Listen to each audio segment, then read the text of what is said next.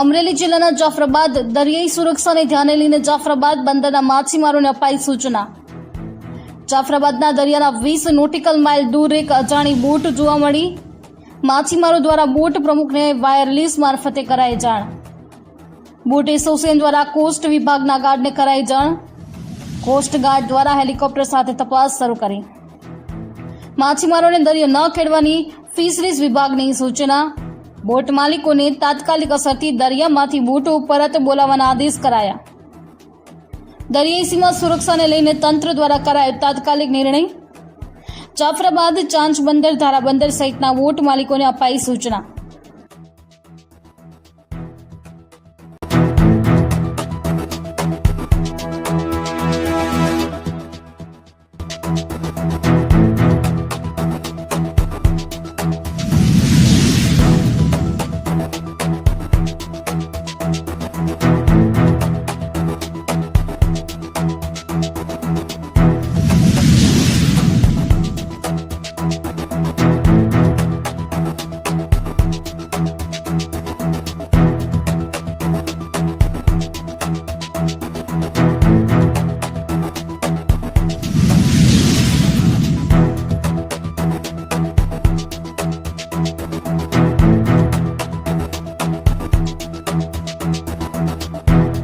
Kanaiyalal Solanki.